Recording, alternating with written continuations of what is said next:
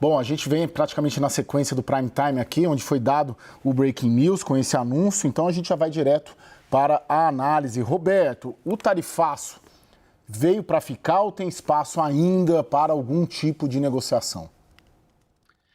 Bom, tem dois tipos de tarifaço, né? Tem o tarifaço que é aplicado aí a uma boa parte de países, como a seção 301, por exemplo, que investigou a existência ou não de controles de importação de produtos feitos com trabalho forçado. Essa investigação levaria a uma tarifa de 12,5%. Isso vale e se aplica para 60 países, sendo que a União Europeia conta como então, na verdade, são o quê? 86 países, né? Essa daí eu acho que fica, e é muito difícil você abaixar. Os Estados Unidos têm nas tarifas dois propósitos: aumentar o preço das importações para viabilizar a produção em território americano, e o outro objetivo é o de aumentar a arrecadação. E evidentemente que com tarifas proibitivas muito altas, a arrecadação não acontece, porque o produto deixa de ser exportado. Então, claramente, eles vão manter um patamar mínimo de tarifa de importação que vai ficar ali na faixa de 10%, alguma coisa nessa faixa, imagino eu, e isso é permanente. Eu acho que isso não vai mudar em hipótese alguma. Mas o Brasil é objeto de uma outra 301, que leva essa tarifa de 25%, ela é adicional aos 12,5%, e, portanto, nesse espaço aí em que o Brasil está sendo sobretaxado e que alguns outros países também estão sendo sobretaxados especificamente, ali eu acho que talvez tenha espaço para algum tipo de entendimento, para redução dos valores tarifários ou aumento de lista de exceção. Enfim, tem espaço para negociação ali.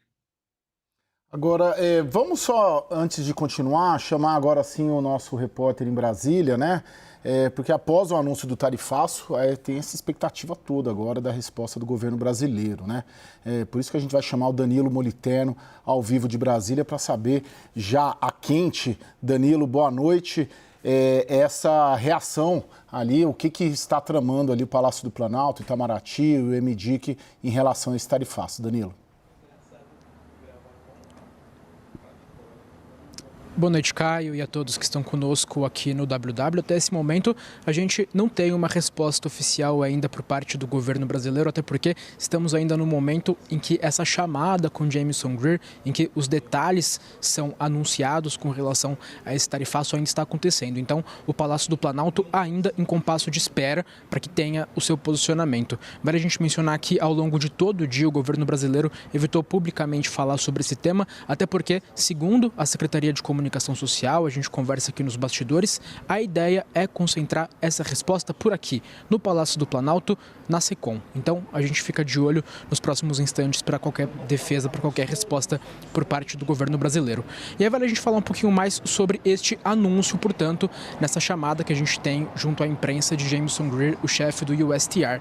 Acompanhei também essa chamada que aconteceu nesses últimos minutos, e aí vale a gente mencionar como que foi comunicada essa decisão. Num primeiro momento, Jamieson Greer passou pelas diretrizes dessa investigação, falou sobre cada uma das 6 frentes, falou sobre o desmatamento, por exemplo, que o Brasil falhou, nas palavras dele, em combater o desmatamento, indicou que o PIX ali gera uma maneira de comércio, uma maneira desleal de competição aqui no Brasil. Inclusive, depois, no momento, vale a gente fazer esse destaque, quando ele vai responder às questões da imprensa, ele chega a evitar esse tema. Um jornalista pergunta para ele se os Estados Unidos gostariam que o Brasil se livrasse do PIX, e ele indica: olha, a gente não quer que o Brasil se livre do PIX, a gente quer condições de competir com o PIX. E ele faz esse mesmo apontamento, por exemplo, no que diz respeito àquelas tarifas preferenciais que o Brasil dá para México, dá para a Índia. Ele indica: a gente não quer que o Brasil se livre dessas tarifas preferenciais. Nós queremos também tarifas preferenciais para nós,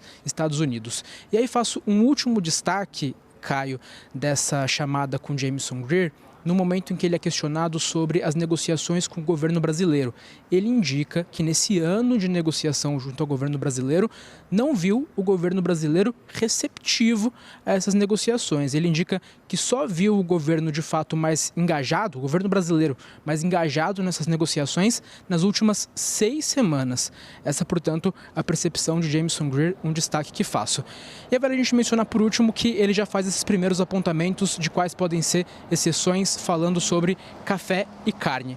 Digo isso para a gente já puxar aqui pelo gancho sobre como o governo brasileiro deve receber esta notícia, este tarifaço. A gente teve hoje uma divulgação mensal que acontece por parte do Ministério da Fazenda, em que já há uma indicação de que a avaliação inicial é de que a continuação, de que esse novo tarifaço deve ter efeitos limitados, assim como teve, nas palavras do Ministério da Fazenda, o primeiro tarifaço do ano passado. Indica que esse efeito é limitado primeiro devido às exceções que devem ser estabelecidas, mas também pela experiência no primeiro tarifaço. E aí, só para finalizar, vale a gente dizer um pouquinho do que deve ser a resposta brasileira na prática. O que a gente ouve de auxiliares do presidente na esplanada dos ministérios é de que, primeiro, deve haver um novo pacote de socorro às empresas brasileiras que possam ser afetadas por esse tarifaço e que, segundo, pode ser iniciado um novo processo de reciprocidade. Volto com você. Vamos lá, vamos continuar por Brasília. Daniel, você acompanhou e vem acompanhando esse assunto e hoje, logo no começo da tarde, você trouxe ali os bastidores da reunião de ontem do Jamieson Greer com a equipe brasileira e ali já ficou selado, ali antecipado, inclusive, que já se esperava esse retorno desse tarifaço. Reação do governo, vai ser a reciprocidade, vai ser a retaliação ou vão esperar um pouco? Qual que é a sua linha e a sua apuração aí? Tem uma corrente no governo, Caio, isso ainda depende de um aval do presidente da República, mas tem uma corrente no governo que defende, sim, o início do processo de retaliação pela Lei de Reciprocidade Econômica. Lei aprovada no ano passado, logo depois do primeiro tarifaço. Engraçada essa lei porque ela nasceu de barreiras protecionistas aplicadas pela União Europeia, veio o primeiro tarifaço de Donald Trump e os diversos partidos políticos, do PT ao PL, todo mundo resolveu apoiar esse projeto que foi relatado pela Tereza Cristina, ex-ministra da Agricultura de Bolsonaro, Arnaldo Jardim, um dos deputados mais qualificados da Câmara. A lei passou de forma absolutamente consensual. Ela ainda não foi aplicada nenhuma vez. E há uma corrente, que eu diria majoritária no governo, que quer que se inicie o processo. Não é como aconteceu com Roberto Azevedo, na época dele aqui em Brasília, no Itamaraty, em que nós fomos autorizados pela OMC. É um processo que agora tem uma legislação própria, um normativo, um arcabouço próprio. E ele começa com o acionamento do Itamaraty à Câmara de Comércio Exterior, que passa a ter 30 dias para elaboração de um relatório. Não existe um mapa detalhado de onde retaliar. Por exemplo, suspender direitos de patentes de sementes americanas para o agro, sementes para soja, sementes para milho. Isso foi uma possibilidade lá atrás. Pensada aqui, suspensão de direitos de patentes para medicamentos, outra possibilidade. Não tem nada tão detalhado, mas tem também uma ala no governo, que eu diria que é minoritária, que diz alto lá, vamos com calma, porque esse caminho da retaliação é perigoso em se tratando de Donald Trump, de seu governo, que dobra a escala das medidas e das tarifas à medida que outros países reagem. Agora, Thaís, o Danilo citou, né, o boletim macrofiscal divulgado hoje pelo Ministério da Fazenda, relativiza muito, né, o governo, a equipe econômica relativiza, não vou dizer minimiza, mas fala ali, por exemplo, que houve uma resiliência das exportações brasileiras, que o mercado americano respondeu por 11% das exportações brasileiras, equivalente a menos de 2% do PIB, que houve redirecionamento de vendas. Qual que é a sua leitura? Assim, eu senti, a minha leitura sempre é política, né, de que uma vacina, minimizar. A sua leitura qual foi dessa divulgação? O pior recado que o governo dá com essa leitura é dizer que não tem problema não vender para os Estados Unidos. Tá tudo bem a gente ficar de fora do maior mercado do mundo, a gente não vender para a maior economia do mundo, a gente abrir mão da participação de setores de valor agregado de alta tecnologia do Brasil, que são pouquíssimos. Não tem problema a gente não fazer parte dessa relação, né? O mundo inteiro está dizendo a gente não pode abrir mão disso, e o que a Secretaria de Política Econômica está dizendo, olha, o PIB não vai sentir, é muito pequenininho, a gente tem ali 11% com a participação dos Estados Unidos, e os números do próprio governo, da Secretaria de Comércio Exterior já mostram que a relação de comércio do Brasil com os Estados Unidos já diminuiu bastante de um ano para cá. E, ao mesmo tempo, eles dizem, olha, não vai ter impacto no PIB. Não vai ter mesmo, não vai ser nada capaz de levar a gente para uma redução de crescimento, nada disso, né? Mas aqueles setores, que são esses setores, que são setores de longas cadeias produtivas, de alto valor tecnológico, como eu disse aqui, podem perder, podem encontrar outros mercados, estão fazendo esse esforço, é outro mundo, independentemente da questão específica do Brasil. É óbvio que eles vão fazer isso. Agora, o recado do Brasil, eu acho que o pior é esse, é dizer que tudo bem a gente não negociar com os Estados Unidos. Talvez isso reforce, né, Lorival, essa ideia dos Estados Unidos, que o Jamieson Greer disse aos ministros brasileiros na reunião de ontem, de que ele sente que faltou empenho do Brasil. Faltou empenho do Brasil? Acho que se você comparar com todos os outros parceiros comerciais, né, é evidente a diferença, né? Quer dizer, você tem o Reino Unido, a União Europeia, o Japão, a Coreia do Sul, a Índia, o Vietnã, a Indonésia, o México, o Canadá, todo mundo negociou com os Estados Unidos, né? Fez concessões seletivas para obter concessões seletivas. E o Reino Unido foi o mais bem-sucedido nisso, envolvia inclusive etanol, né? Sendo que o Reino Unido não tem uma vantagem que o Brasil tem, que é a complementaridade sazonal.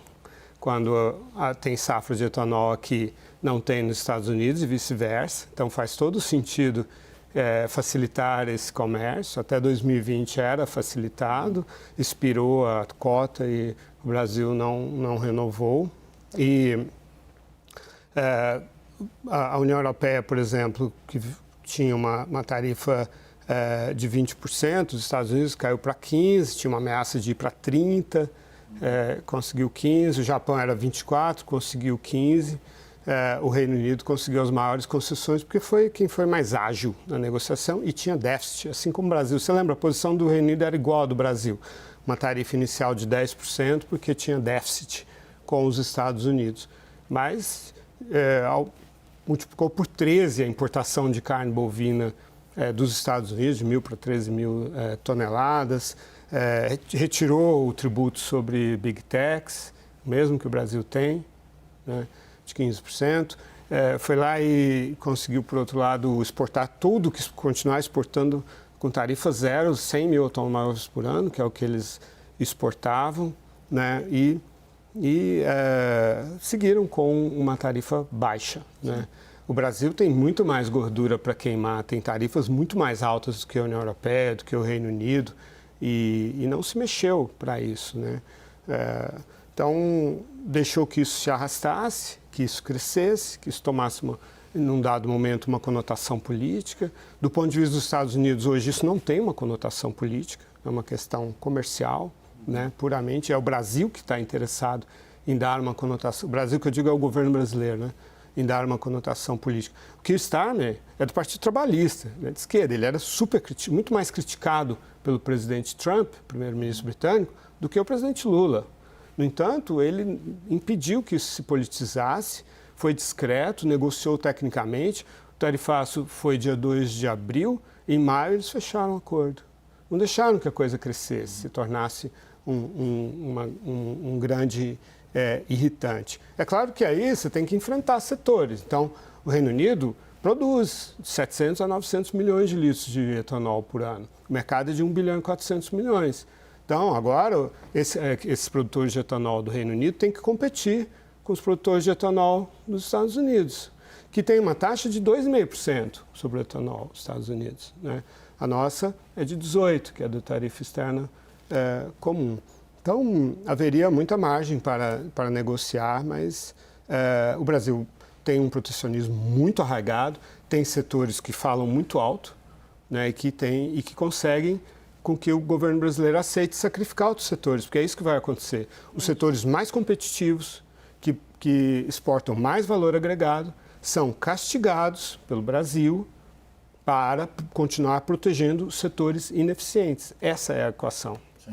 Roberto, queria muito te ouvir sobre isso, porque o governo brasileiro, quando nós conversamos com eles, com os representantes, dizem que a leitura do Brasil é de que faltou empenho para os Estados Unidos, a leitura dos Estados Unidos é que faltou empenho para o Brasil. A sua percepção, por que chegamos até aqui? Você avalia que o Brasil não enfrentou de fato como deveria ter enfrentado essa questão aí nos Estados Unidos, onde você está? Eu acho que a diferença de expectativas, né, pauta isso tudo. Os Estados Unidos esperavam que o Brasil, como o Lorival acabou de falar, se comportasse um pouco como os outros parceiros comerciais se comportaram, né? Dando valor ao mercado americano, entendendo que as relações com os Estados Unidos são relações que não se esgotam nos dólares e nos centavos. Ela tem um sentido estratégico de qualidade dos produtos que são exportados, do tipo de relacionamento comercial que existe entre esses países. E os Estados Unidos sempre acharam que o Brasil nunca se posicionou de uma maneira muito construtiva. Até porque eles esperavam muito uma negociação que é quase uma negociação unilateral, em que o outro lado, né, não os Estados Unidos, o parceiro americano, faria todas as concessões. Os Estados Unidos, na verdade, deixariam de fazer com que a situação piorasse muito, né? Porque ia piorar de toda forma, né? As tarifas iriam subir, mas não iriam subir tanto quanto poderiam subir. Então a expectativa americana era de que houvesse francamente, quase que uma capitulação do outro lado, né? Entendendo que era necessário preservar o acesso ao mercado americano. O governo brasileiro enxergava de outra forma, né? Enxergava no sentido de que a negociação exige uma troca. Eu te dou alguma coisa, eu abro meu mercado, eu faço concessões, você me dá outras coisas. Reduz as tarifas, o que quer que seja, um mecanismo mais tradicional de negociação. Não é o que os americanos esperavam em termos de comportamento do Brasil.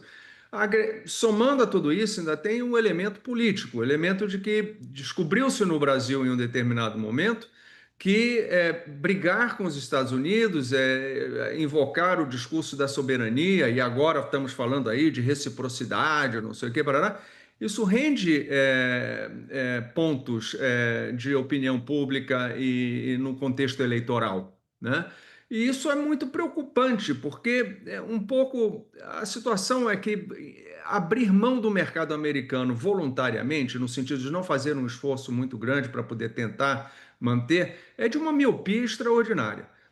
Para começar, ignora o micro. Não adianta você falar apenas nos números agregados. O país vai exportar, continua exportando muito, abriu outros mercados. Abrir mercado é uma obrigação do empresário e do governo brasileiro. A gente não tem que estar negociando acordos de livre comércio, seja com o Japão, com o Canadá, com Coreia, com quem quer que seja, porque o mercado americano se fechou. Nós tínhamos que estar negociando esses acordos de toda forma, o tempo inteiro. Não tinha que esperar uma catástrofe para poder fazer um movimento dessa natureza. Além disso, eu acho que é de miopia porque perde o sistema, o efeito sistêmico. É o país onde nós exportamos os produtos de maior valor agregado, onde nossa indústria de maior sofisticação se coloca. Nós vamos abrir mão disso? Porque essas empresas correm o risco de fechar. Correm o risco de fechar linhas importantes de desenvolvimento econômico, tecnológico, científico. Então, eu acho que tem muita coisa envolvida aqui e eu temo, Caio, que a dimensão eleitoral ofusque todos os prejuízos que podem decorrer desse relacionamento.